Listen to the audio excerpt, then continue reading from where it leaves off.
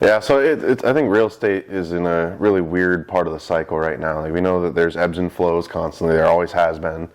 But right now, investors are uncertain. They aren't sure whether we're heading into a recession or if there's going to be another boom.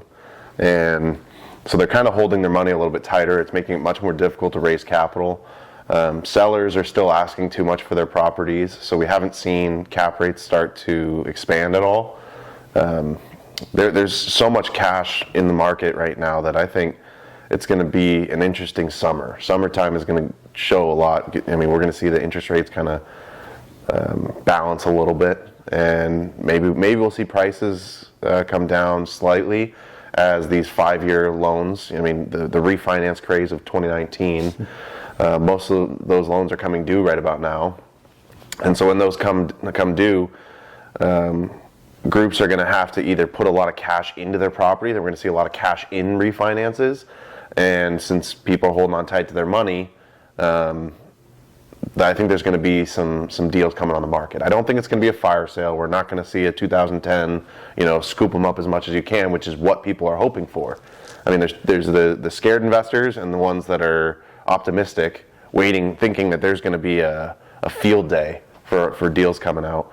So. A lot of what you just said is, people refinancing now because they got into market or refinanced in 2019. A lot of that's geared towards multifamily.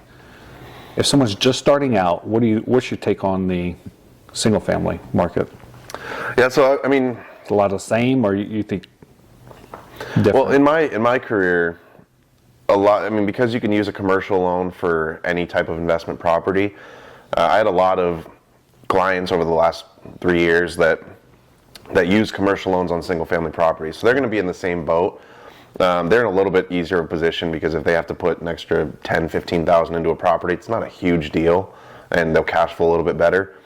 But the ones that are on a 30-year fixed-rate mortgage, I mean, I've been advising all of them, don't ever sell that thing. Hold on to it. It's at 3%, Yeah. I got one of those right now. It's, I don't know, 4 1/8, I think is what it's at. And I really don't like the property. It's a fourplex, but it brings in $3,500, something like that, maybe more or less $3,500.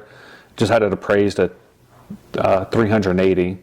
I bought it at $220 2 years ago. So, but I have so much money into it. I'm like, I would love to sell it and get my money out, but the cash flow, like it's actually cash flowing.